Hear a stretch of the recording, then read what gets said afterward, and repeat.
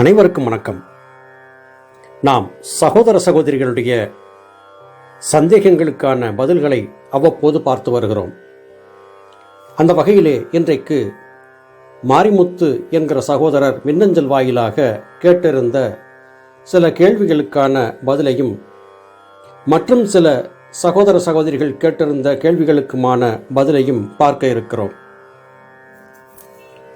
ஐயா, சித்தவித்தை தீட்சை பெற்றுவிட்ட ஒருவர் கொடுத்த சத்திய வாக்கை மீறி மாமிசம், மது போன்றவற்றை பயன்படுத்திவிட்டார் என்றால் அவருக்கு தீட்சை கொடுத்தவருக்கு அதனால் ஏதாவது பாதகம் ஏற்படுமா, அல்லது தவறு செய்த அவருக்கே தண்டனை கிடைக்குமா என்று கேட்டிருக்கிறார். மேலும் சித்தவித்தை உபதேசம் பெற்று முறைப்படி வாசி பயிற்சி செய்து கொண்டிருக்கக்கூடிய ஒருவர் தன்னுடைய தாய் தந்தையர்கள் இறந்துவிட்டால் அவர்களுக்கான ஈமக்கிரியைகள் செய்யும் விதமாக மொட்டையடித்தல் அல்லது முகம் சிரைத்தல் போன்றவற்றை செய்யலாமா என்றும் கேட்டிருக்கிறார்.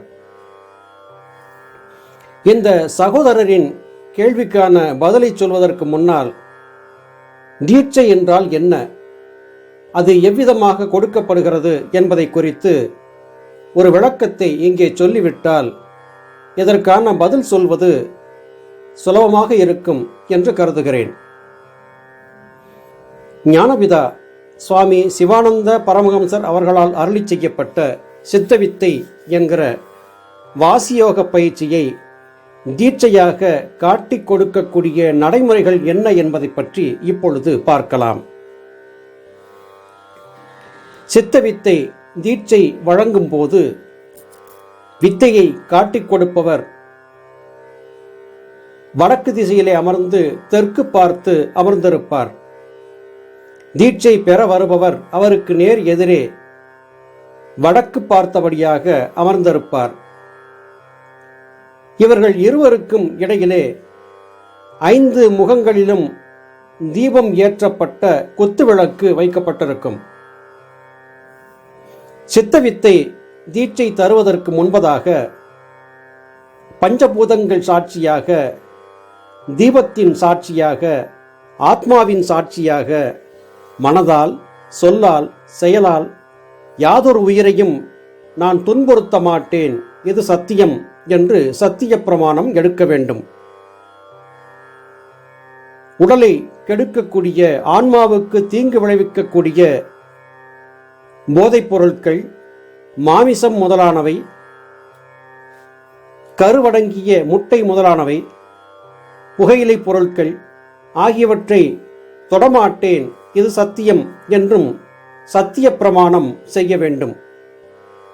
இதன் பிறகு சித்த வித்தையை காட்டிக் கொடுப்பவர் வித்தை பெற வந்திருப்பவரிடம் சித்தவேதம் மற்றும் சித்த வித்தியார்த்திகளின் நடவடிக்கை கிரமங்களை படித்திருக்கிறீர்களா என்று கேட்பார். அவர் ஆம் என்று சொன்னால் சித்தவேதம் குறித்தான சில கேள்விகள் அவரிடத்திலே கேட்கப்படும் கேள்விகளுக்கு அவர் எந்த அளவிற்கு புரிதலோடு பதில் இருக்கிறார் என்பதை பொறுத்து அவருக்கு சித்த வித்தையை காட்டிக் கொடுக்கலாமா வேண்டாமா என்கிற முடிவை வித்தை காட்டிக் கொடுப்பவர் எடுப்பார். அதன் பிறகு சித்த வித்தையை முறையாக காட்டிக் கொடுக்கப்படும். இங்கே சித்த வித்தையை காட்டிக் கொடுப்பவர் சித்த வித்தையை பெற வந்திருப்பவரிடமிருந்து காணிக்கையாக அவருடைய தீய பழக்க வழக்கங்களை மட்டுமே பெற வேண்டும். மட்டுமல்லாது பணமோ பொருளோ வேறு ஏதாவது அன்பளிப்புகளோ பெறக்கூடாது. சித்தவித்தை காட்டிக் கொடுக்கக்கூடிய அந்த அறையிலே சித்தவித்தை தருபவர், சித்தவித்தையை பெறுபவரை தவிர வேறு யாரும் இருக்கக்கூடாது. வேண்டுமென்றால் ஏற்கனவே சித்தவித்தை முறைப்படி உபதேசம் பெற்று பயிற்சியிலே ஈடுபட்டிருக்கக்கூடியவர்கள் அந்த அறையிலே இருக்கலாம். சித்தவித்தையை காட்டிக் கொடுப்பவர் முறைப்படியாக சட்டை முதலியவை அணியாமல், தாடி முடி ஆகியவற்றை சிரைக்காமல், குறைந்தபட்சம் 12 ஆண்டுகளுக்கு சிரத்தையோடு வித்தை பயின்றவராகவும் சித்த வித்தையை சரியானபடி காட்டிக் கொடுக்கக்கூடிய துணிவுடையவராகவும் இருக்க வேண்டும். சித்த வித்தையை காட்டிக் கொடுத்தான பிறகு வித்தையை காட்டிக் கொடுத்தவரையும் குத்துவிளக்கையும் 3 முறை வலம் வந்து குருவணக்கம் செலுத்த வேண்டும். சித்த வித்தையை காட்டிக் கொடுப்பவர் ஞானபிதாவின் பிரதிநிதியாக இருந்து வித்தையை காட்டிக் கொடுக்கிறாரே அல்லாது வித்தையை காட்டிக் கொடுத்தவரை குரு என்றோ வித்தையை பெற்றுக்கொண்டவரை சீடன் என்றோ அழைக்கக்கூடாது. வித்தை காட்டிக் கொடுத்தான பிறகு இருவரும் சித்தவித்தை சகோதரர்கள் சகோதரிகள் என்றுதான் கருதப்பட வேண்டுமே அல்லாது குரு என்கிற தோரணையிலே வித்தையை காட்டிக் கொடுத்தவர் வித்தையை பெற்றுக்கொண்டவரிடத்திலே எந்த விதமான அதிகாரமும் செலுத்தக்கூடாது. இவையாவும் ஞானவிதாவால் சொல்லப்பட்ட சட்டங்களாகும். இதுவே சித்தர் பெருமக்களுடைய மன ஓட்டமாகவும் இருப்பதாக ஞானபிதா அறிவித்திருக்கிறார்கள். இப்படித்தான் சித்த வித்தை உபதேசம் காட்டிக் கொடுக்கப்படுகிறது.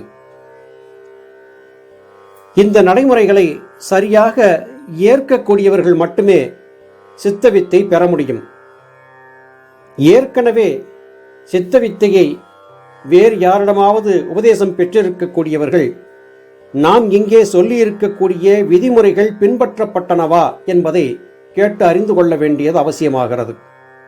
இந்த நடைமுறைகள் பின்பற்றப்படாவிட்டால் வித்தையை காட்டிக் கொடுத்தவர் வித்தையை பெற்றுக்கொண்டவர் ஆகிய இருவருமே ஞானபிதாவின் கோபத்திற்கு ஆளாவார்கள் என்பதை புரிந்து கொள்ள வேண்டும். அதன்றியும் சித்தவித்தை பெற்றவர் சித்தவித்தை பெற்றவரைத்தான் திருமணம் செய்ய வேண்டும், அல்லது இருவரும் சித்தவித்தை பெற்றவராக இருக்க வேண்டும். அதன்றியும் ஒருவர் சித்தவித்தையை பெற்றும் மற்றவர் பெறாதவாறுமாக மன வாழ்க்கையில ஈடுபட்டால் இந்த இருவர்களும் தேக சம்பந்தம் செய்யும் போது பலவிதமான நோய்களுக்கு இடமாகக்கூடும். மேலும் முறையாக பிராணசக்தியின் இயக்கம் என்பது அவர்களுடைய உடலிலே ஏற்படாமல் போகும்.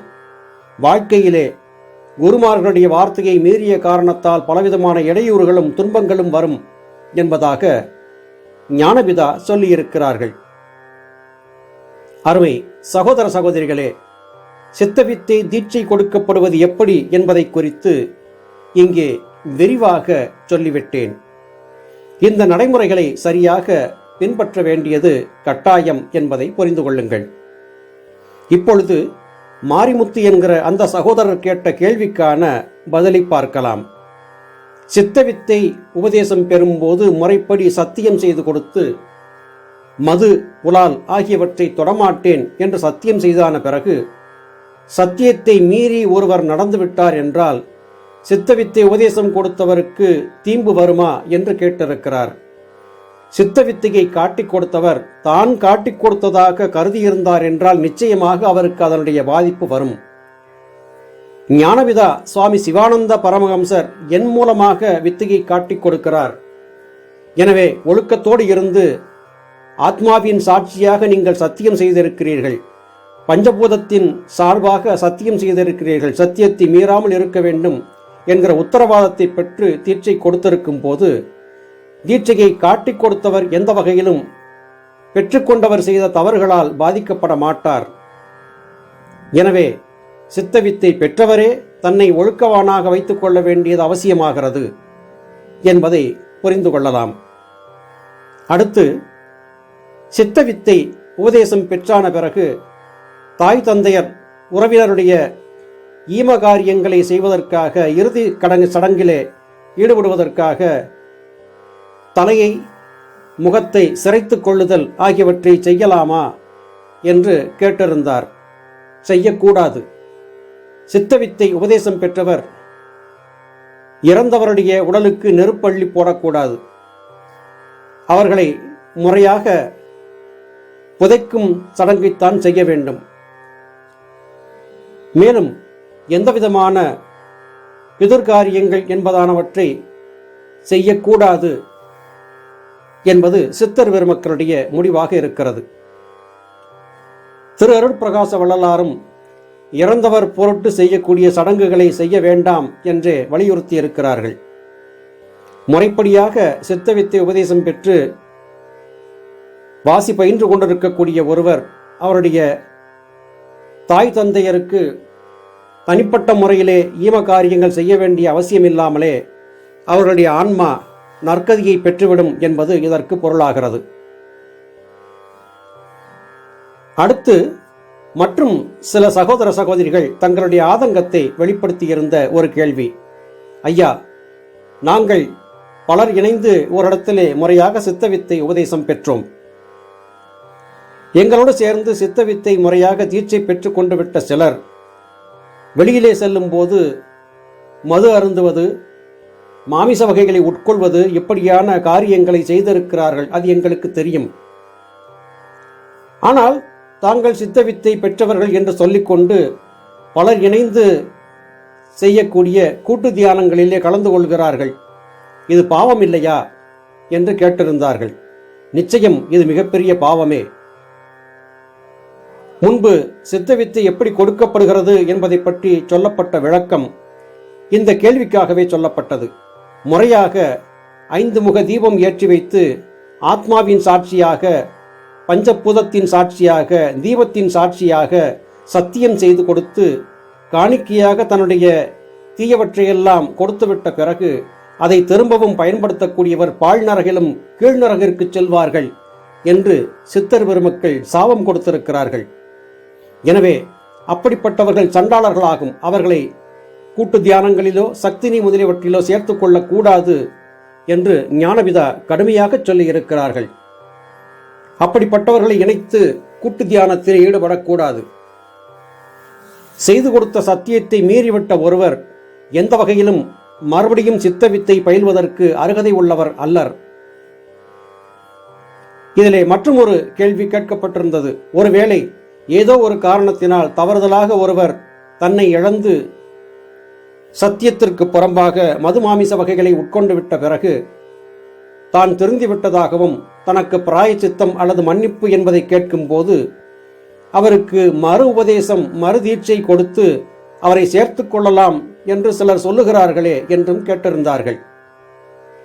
இந்த கேள்விக்கான பதிலை வயதிலே மூத்த சித்த வித்தியார்த்திகளிடம் கேட்டும், ஆசிரமத்திலே தொடர்பில் இருக்கக்கூடியவர்களிடம் கேட்டும், ஆசிரமத்தில் இருக்கக்கூடியவர்களிடம் கேட்டும் இதற்கான விளக்கத்தை பெற முயன்ற போது, அப்படியாக பிராயச்சித்தம் அல்லது மறு உபதேசம் என்பது கொடுக்கக்கூடாது என்று பெரியவர்கள் பலருடைய கருத்தாக இருக்கிறது.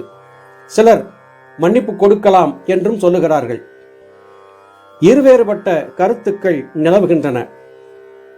இவை எல்லாவற்றையும் வைத்து பார்க்கும்போது சித்தவித்தை உபதேசம் பெற்று தவறளித்துவிட்ட ஒருவர் உண்மையிலேயே மனம் திருந்தியவராக, மனம் வருந்தியவராக இருந்தால் அவர் மானசீகமாக ஞானபிதாவிடம் மன்னிப்பு கோரி தொடர்ந்து வித்தையை பயில முயல வேண்டும். மறுபடியும் அவருக்கு வித்தை கைகூடி வருமானால் அவருக்கு ஞானபிதா மன்னிப்பு கொடுத்ததாக எடுத்துக்கொள்ள முடியும். அதன்றியும் இந்த மாதிரியாக கொடுத்த சத்திய வாக்கை மீறி சித்தவித்தை நடைமுறையை தவறி நடந்தவர்களை மறுபடியும் கூட்டு தியானங்களிலோ விழாக்களிலோ சேர்த்துக்கொள்ள வேண்டாம் என்பதுதான் பெரும்பாலான சித்தவித்தை சகோதரர்களுடைய மூத்த வித்தியார்த்திகளுடைய கருத்தாக இருக்கிறதை பார்க்க முடிகிறது. அருமை சகோதர சகோதரிகளே, மற்றவர்கள் தவறு செய்தால் கிடைக்கக்கூடிய தண்டனை காட்டிலும் உண்மை, நேர்மை, சத்தியம் ஆகியவற்றை வைத்து ஒழுக வேண்டிய சித்த வித்தியார்த்திகள் தவறு செய்தால் அவர்களுக்கு தண்டனைகள் கடுமையாகவும் கூடுதலாகவும் கொடுக்கப்படும் என்பதை மறந்து விடாதீர்கள்.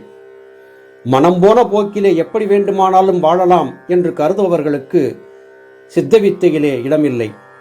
நினைத்துக் கொண்டிருக்கலாம், நாம் எது செய்தாலும் நம்மை கேட்பாரில்லை, இது பயிற்சிதானே, சுவாச பயிற்சிதானே, எப்பொழுது வேண்டுமானாலும் பயிற்சியை சரியாக செய்தால் வென்றுவிடலாம் என்று கருதி இருப்பதற்கும் அகங்கார வயப்பட்டிருப்பதற்கும் வாய்ப்பிருக்கிறது.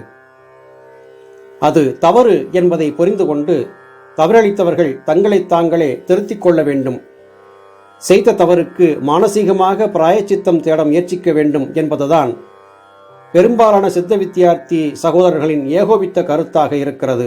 அதுவே ஞானபிதாவின் உளக்கிடக்கையாகவும் இருப்பதாக பெரியவர்கள் சொல்லி நாம் கேட்டிருக்கிறோம். அருமை சகோதர சகோதரிகளே, தான் செய்திருந்த சத்தியத்தை மீறி ஞானபிதாவின் கருத்துக்கு முரண்பட்டு சித்தவித்தை உபதேசத்திற்கு பிறகு தவறுகளை செய்துவிட்ட ஒருவர் தானே தெரிந்துவிட்டதாக சொல்லிக்கொண்டு சித்தவித்தையை பற்றி பிரபலமாக பேசுவதும், தான் செய்திருந்த தவறுகளை எல்லாம் மூடி மறைத்து நல்லவர் போல நாடகமாடுவதுமாக சிலர் இருக்கத்தான் செய்கிறார்கள். இதை பற்றியும் நாம் அறிந்திருக்கிறோம். வள்ளுவப் பெருந்தகை சொல்லுவதைப் போல, ஏதிலார் குற்றம் போல் தங்குற்றம் காண்கிற்பின் தீதுண்டோ மண்ணும் உயிர்க்கு என்கிற குரட்பாவிற்கிணங்க, மற்றவர்கள் மீது விரல் நீட்டி குற்றம் சொல்வதற்கு முன்னால் உங்களுடைய குற்றங்களை நீங்கள் சரியான வழியிலே தீர்த்து கொள்ளுங்கள் என்று வள்ளுவப் பெருந்தகை குறிப்பிடுகிறார். பிறர் மீது விரல் நீட்டி குற்றம் சொல்வதும் குறை சொல்வதும் சுலபம். அந்த குறைகளே இல்லாதபடியாக வாழ்வதுதான் நலம். எனவே குற்றம் குறைகள் செய்தவர்கள் தாமாகவே திருந்த வேண்டும். தாமாக திருந்தாதவரை எத்தனை உபதேசங்களை சொல்லி திருத்துவதாக இருந்தாலும் அது இயலாத காரியமே என்று புரிந்து கொள்ள வேண்டியிருக்கிறது. எனவே தவறளித்தவர்களை அருகிலே சேர்க்காமல் ஞானபிதாவின் கூற்றுப்படி அவர்களோடு இணங்கி இருந்து கூட்டு தியானம் முதலியவற்றிலே ஈடுபடாமல் அவர்களை புறக்கணித்து வைத்து அவர்களாகவே திருந்தி தங்களை மாற்றிக்கொள்வதற்கு அவர்களுக்கு அறிவுரையை கூறிவிட்டு விலகிவிடுவதுதான் உத்தமம் என்பது நாம் பல மூத்த சித்த வித்தியார்த்திகளிடம் கேட்டு அறிந்து கொண்டுவிட்ட தகவல் என்பதாக இங்கே பதிவு செய்து இன்றைய இந்த பதிவை நிறைவு செய்கிறேன். மீண்டும் மற்றும் ஒரு பதிவிலே உங்களை சந்திக்கிறேன். அதுவரையிலும் நன்றி, வணக்கம்.